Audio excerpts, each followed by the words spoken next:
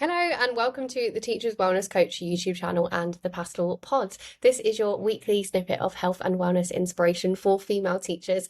And I'm Kat and I'm on a mission to make healthier living simple, realistic and actually fun for you. And I'll be giving advice of how you can find time for yourself throughout your busy teaching day every single week. So if this is something that you think would be really helpful for you, hit the subscribe button. And also if you want to join over 300 other female teachers inside my free school community, it's packed full of educational lessons, recipe books and so much more.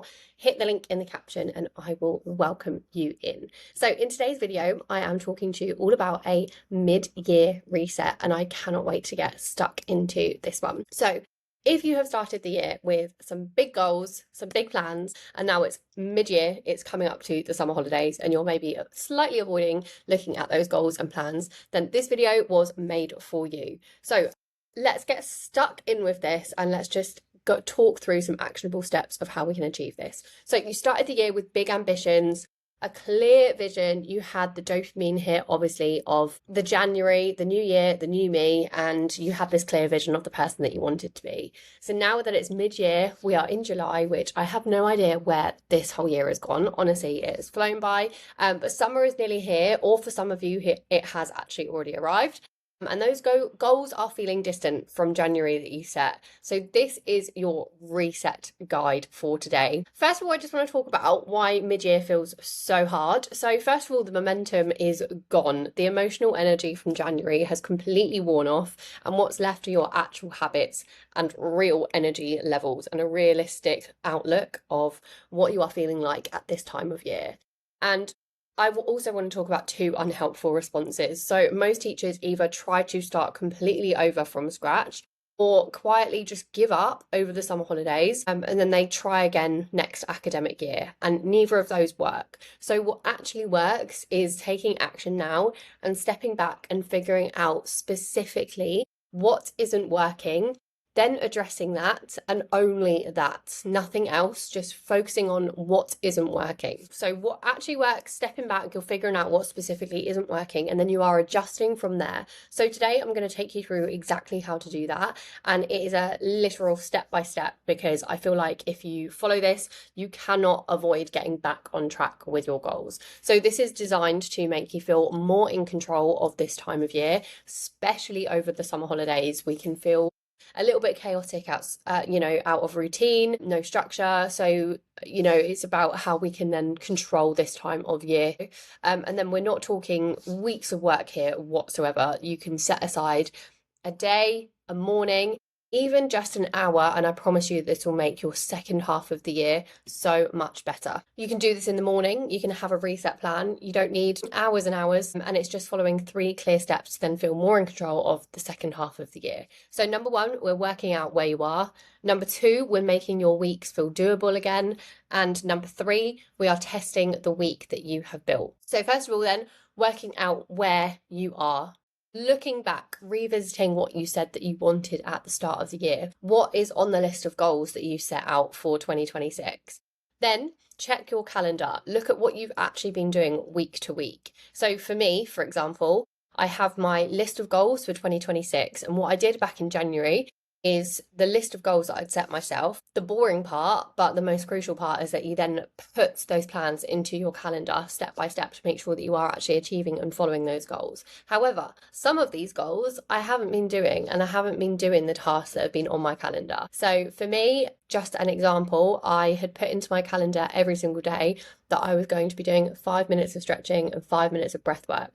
I haven't done that at all. So now what I'm doing is I'm stripping that back and I've changed my calendar. I'm doing that twice a week, just so that it's actually realistic and I'm sticking to it rather than not doing it altogether. And then third and finally, find the disconnect. So work out why those two things don't match. And that's where all of the answers are. So when I'm in a slump, sometimes the hardest thing to do is to work out why.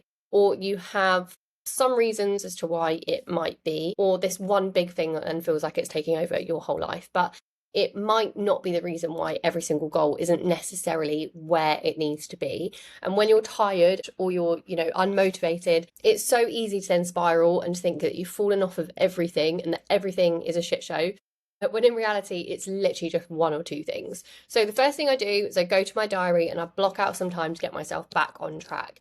I get myself a cup of tea. I get myself into a really nice environment. I put some music on and I enjoy the process.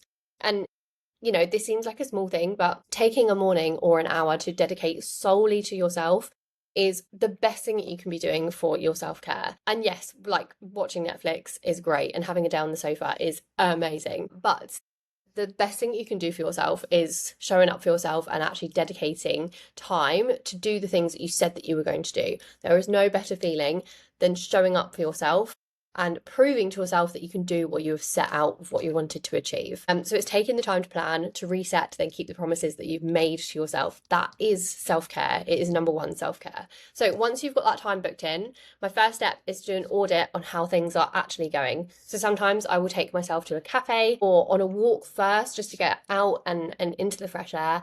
Then I'll get my planner out on my laptop and I will then follow these three things.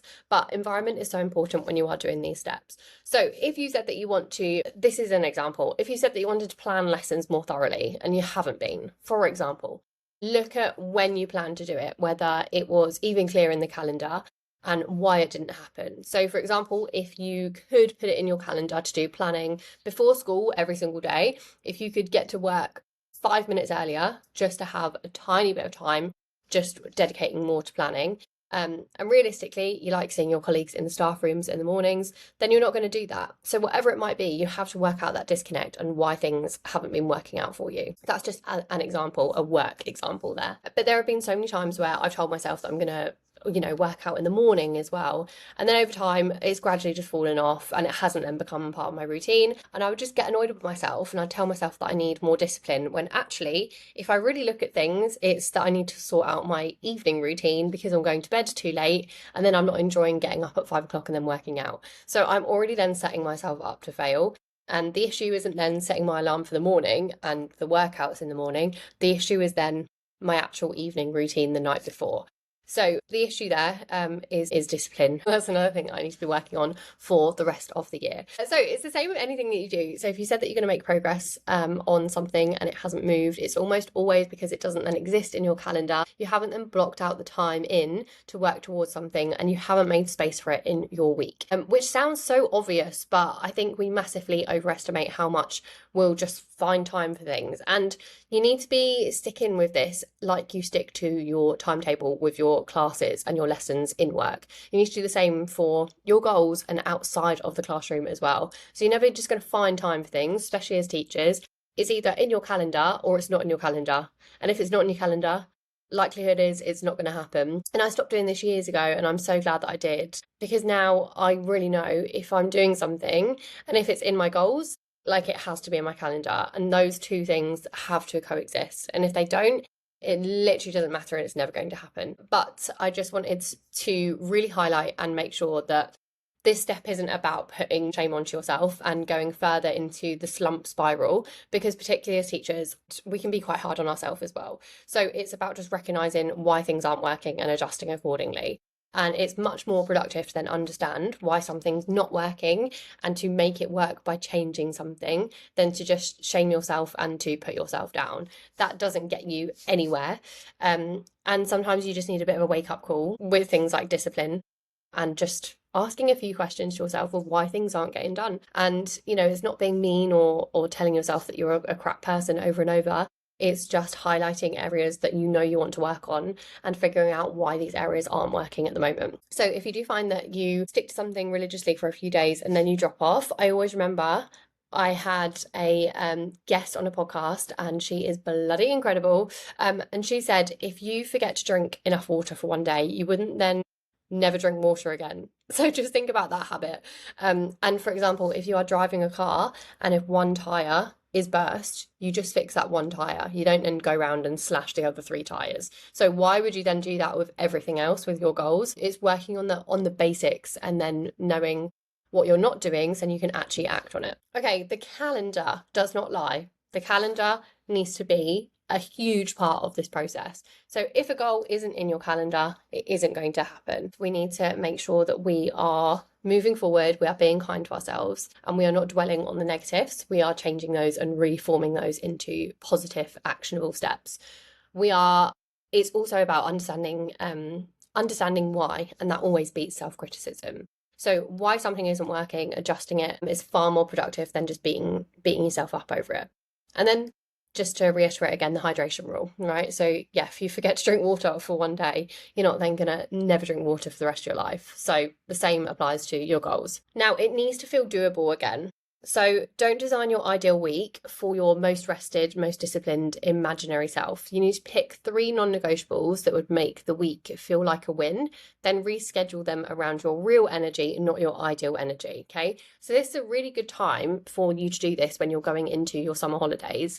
However, I do also want you to think, is this realistic for when I then go back into term time, when it's August, September, and I'm starting my new academic year? Is this schedule that I've created for myself still realistic when I'm then going into the term time? So again, just an example here, if Thursday evenings, if you feel absolutely wiped out on Thursday evenings from a long week of teaching, don't then put your hardest task or a huge workout on Thursday evening, because you're not going to do it and you can talk yourself out of it. So Thursday evenings, you could have that as half an hour. You could just sit in silence and just have rest, put the screens away, and you can have that as a little mini reset throughout your week. Yeah, so don't put your hardest tasks in points of the week where it's going to be really challenging to then actually stick to that. So revisit and adjust your goals. First of all, you need to ask the honest question. Look at your original goals and ask, what should they realistically look like now, given where you actually are? So reflect on January's goals, okay, and asking those questions.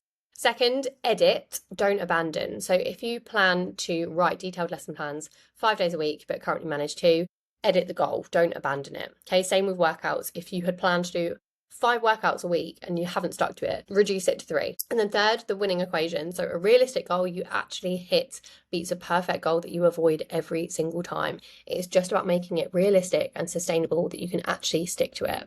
Step 3, we are testing the week that you have built. Okay, this is the exciting part as well. You need to run it, and planning feels good, but you then actually have to live the week and see what holds, what sticks, and what you can actually commit to. So this is a 7-day reset. You need to try the week as planned, note what works and what doesn't, and then adjust accordingly. Okay, and make notes on it and be very reflective in this process. And then your calendar, it's a working document. It's not a finished product. So you don't have to, once it's in the calendar, it doesn't then mean that that's so rigid and, there's no movement. Change it around. That's absolutely fine. And it's important to be flexible. So if something isn't working, take the time to then refine it and make it work for you. Now, the final step, which I think people skip because it is less satisfying, you've sat down, you've planned it for an hour, and it's not then a quick planning dopamine hit. You don't just get to sit down for an hour, do the planning, and then walk away and you never look at it again. You've got to then test it. You have to make sure that you test, you try, you evaluate, and then you readjust accordingly. Okay, so you need to test the week and then adjust it based on what happens, and allow yourself flexibility is so important in that process. Now, one good week changes everything. Don't underestimate the power of one intentionally good week. And like I say, this is great for you to try in the summer holidays. You can then ask yourself, is this realistic to stick to when I'm then going into term time? Or, okay, I have the time now to train for 4 times a week, but I know that when it gets to term time, I'm so busy, I need to drop the kids off at clubs after school, there's too much going on. Then you can drop it down to 3 sessions a week or 2 sessions a week. So it's making sure that you are flexible as you go through the weeks. When you feel yourself back in flow, again, this is term time examples, but if you've got your lessons prepared, but your energy is managed, you're sticking to the promises that you've kept and remembering how good that feels. So that feeling is then the fuel for the next week and the one after that and one after that. And that's where the momentum continues. So it's just the repeated habits. They are building up this momentum. They are then creating this new lifestyle that you are wanting to work towards. And it's about refining every single week as you go along. But the best thing about this, that you're feeling the reward of keeping the promises to yourself. So when you are looking through your calendar and your diary and you're ticking things off as you go through the week and you're doing what you've said that you're going to do, there's no better feeling than that, because you are showing up for yourself. So you have not ruined your year. I really want to highlight this. I feel like sometimes as teachers, we get to July and we get to the summer and we think that the year is done just because the academic year is done. But absolutely not. We are just getting started with 2026. There is so much time to make progress. And like I say, this is the best time to really double down and to really nail some of these habits, especially going into the summer holidays. There's more time to reflect. You have the summer holidays to really think about the life that you want to create for the next academic year. And I think really lean on that whilst it's fresh in your mind with finishing this academic year. What worked, what didn't, what do you want to leave behind? What do you want to carry forward for August, September time when you're starting your new academic year? So if you're feeling a bit off track, please just remember that you haven't ruined your year whatsoever.